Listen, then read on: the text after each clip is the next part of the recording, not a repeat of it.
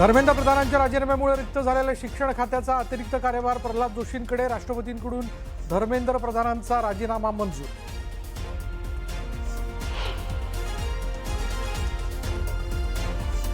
Immediate effect से protesters से request करते हैं कि आप विड्रॉ करें, पीसफुली अपने घर वापस जाएं और आगे की जो भी हमारी रणनीति होगी या बातचीत होगी उससे हम आपको अवगत कराएंगे।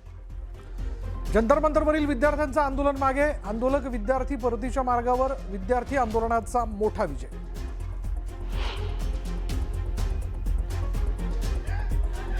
आंदोलक विद्यार्थ्यांवरील गुन्हे मागे घेणार। नीट परीक्षेतील आत्महत्या केलेल्या विद्यार्थ्यांच्या कुटुंबियांना आर्थिक मदत करणार। केंद्र सरकारकडून विद्यार्थ्यांच्या मागण्या मान्य।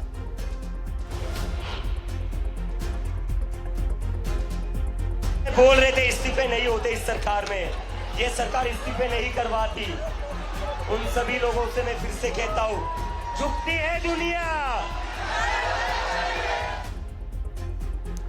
धर्मेंद्र प्रधानांच्या राजीनाम्यानंतर अभिजित दिपकेचा विजयी हुंकार। या सरकारमध्ये राजीनामा होत नाही पण आपण करून दाखवलं, दिपकेचं वक्तव्य।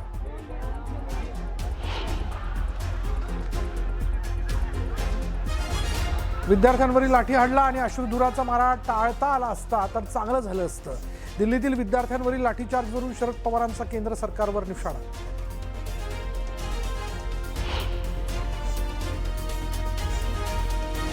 तरुणाईचा हा विजय आहे, खूप मोठा विजय आहे। या जेनझीनी सरकारच्या झिंग्या उघडलेल्या आहेत। विद्यार्थ्यांच्या आंदोलनाच्या यशानंतर राज ठाकरेंचा जोरदार टोला, तर आमचा अभिजित दिपकेंना पूर्ण पाठिंबा। राज ठाकरेंनी केलं स्पष्ट।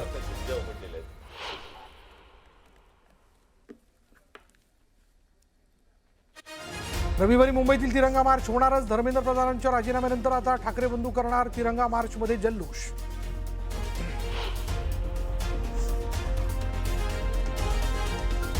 मुंबईकरांना मोठा दिलासा। तानसा, मोडकसागर पाठोपाठ भातसा धरण ओव्हरफ्लो। धरणाच्या 5 दरवाजातून विसर्ग सुरू।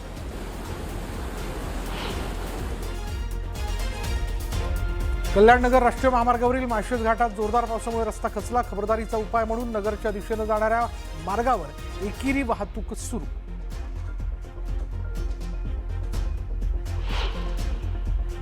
आणि गुजरात, राजस्थान आणि आसामला पावसाचा फटका। अनेक भागांना पुराच्या पाण्याचा वेढा। पुरामुळे जनजीवन विस्कळीत।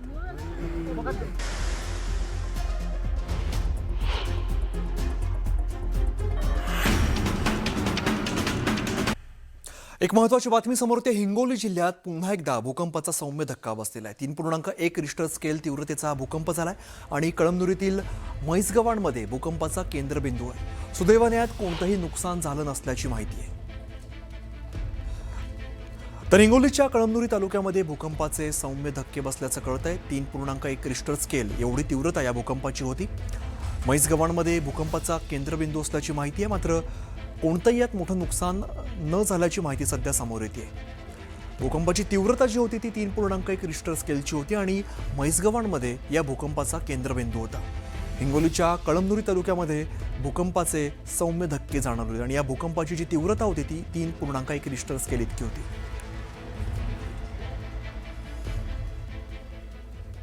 आता काही पावसाच्या बातम्या समोर येत आहेत। गुजरातच्या खेडा जिल्ह्यामध्ये झालेल्या मुसळधार पावसामुळे प्रचंड दाणादाण उडालेली आहे। या संपूर्ण भागात मोठ्या प्रमाणात पाणी साचलं। हा परिसर जलमय झाला आणि पूरसदृश्य परिस्थिती निर्माण झाली।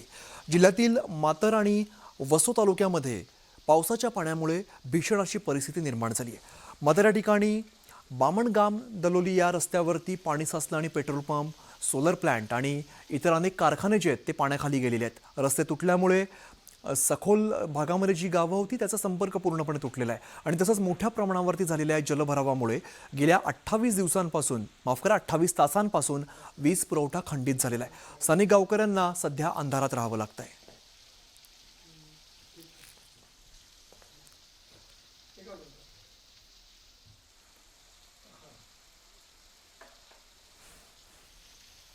तर जोरदार पावसामुळे जनजीवन पुरतं विस्कळीत झाले। आपण हा जो रस्ता बघतो तो पूर्णपणे पाण्याखाली गेलेला आपल्याला बघायला मिळतो, त्यामुळे वाहतुकीवर सुद्धा याचा मोठ्या प्रमाणात परिणाम झाला आणि 28 तासांपासून या ठिकाणचा वीज पुरवठा पूर्णपणे खंडित झालेला आहे।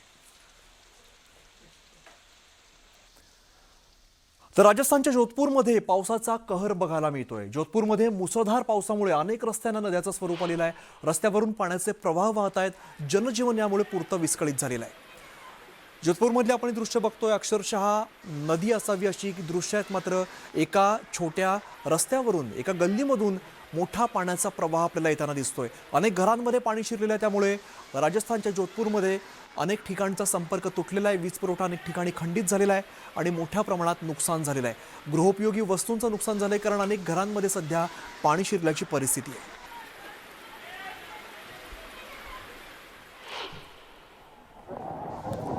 तर गुजरातच्या साबरकांठामध्ये मुसळधार पाऊस सुरू झाला आणि अशामध्येच हिम्मतनगरमधील सायबापूर गावामध्ये पाण्याचा प्रवाह ट्रॅक्टर ट्रॉलीसह वाहून गेलाय. सबरमती नदी दुथडी भरून वाहते आणि अशामध्येच नदीमध्ये वाळू भरण्यासाठी हा ट्रॅक्टर गेला होता. मात्र पाण्याचा प्रवाहामध्ये वाढ झाली, त्यामुळे ट्रॅक्टर वाहून गेला. यामध्ये नदीपात्रामध्ये कोणी जाऊ नये असं आवाहन प्रशासन करत आहे.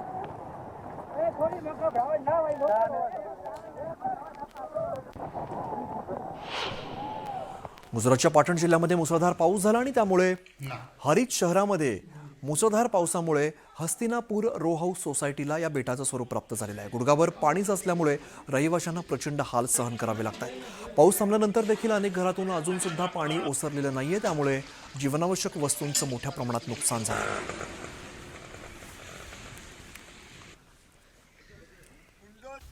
ब्रेकनंतर स्वागत. नरेंद्र मोदींनी विद्यार्थी आंदोलनादरम्यान या सगळ्या वेळेमध्ये सोशल मीडियावरून विद्यार्थ्यांशी संवाद साधला आणि त्यानंतर 2च दिवसांमध्ये धर्मेंद्र प्रधान यांचा राजीनामा झाला. त्यामुळे विद्यार्थ्यांचा मोदींच्या नेतृत्वावरती विश्वास असल्याचं पाहायला मिळालं.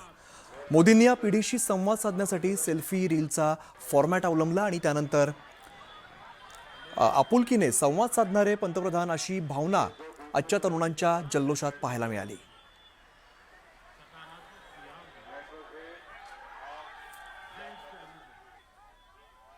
पुढची बातमी आपण बघूया. मुसळधार पावसामुळे नाशिकमधलं गंगापूर धरण आता 97% भरलेलं आणि त्यामुळे नाशिककरांचा पाण्याचा प्रश्न सुटलाय. धरण भरल्यामुळे मोठ्या प्रमाणात पाण्याचा विसर्ग आता सुरू करण्यात आलाय.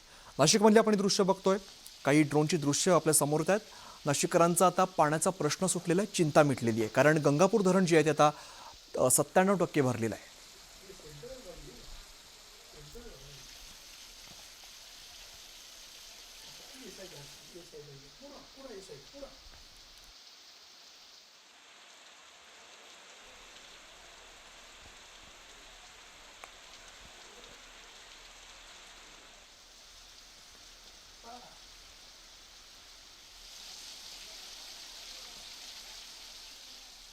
ज्ञानोबा तुकाराम, पुंडलिक वरदे, हरी विठ्ठलाच्या अखंड जयघोषामध्ये कोल्हापूर शहर भक्तिरसाने न्हाऊन निघालेलं आहे. वारकरी संप्रदायाची समता, सेवा आणि भक्तीची परंपरा जपत यंदा सुद्धा ही पाहायला मिळाली आणि आषाढीच्या निमित्ताने कोल्हापुरात रिंगण सोहळा पार पडलाय. या सोहळ्याची विलोभनीय अशी ड्रोन दृश्य खास न्यूज 18 मराठीच्या प्रेक्षकांसाठी.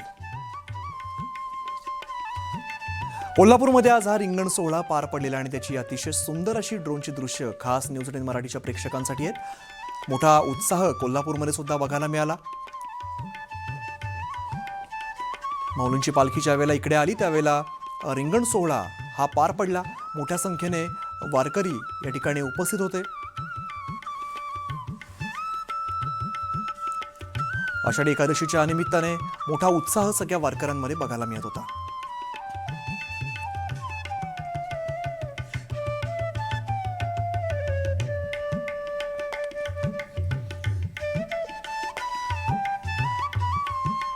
तर आषाढी एकादशीच्या निमित्ताने जिजाऊ शैक्षणिक आणि सामाजिक संस्थेच्या वतीने गरजू आणि आर्थिकदृष्ट्या दुर्बल वारकरी बांधवांसाठी मोफत वारी सेवेचं आयोजन करण्यात आलेलं होतं. कोकणातील 5 जिल्ह्यांमधून 300 बसेसच्या माध्यमातून 15,000 वारकरी विठुरायाच्या दर्शनासाठी पंढरपूर नगरीमध्ये दाखल झाले. जिजाऊ संस्थेचे संस्थापक निलेश सांबरे यांच्या माध्यमातून पंढरपुरात या वारकऱ्यांची संपूर्ण व्यवस्था करण्यात आली. भजन कीर्तन सोहळ्यात वारकरी भक्तिरसामध्ये तल्लीन झाल्याचं पाहायला मिळालं.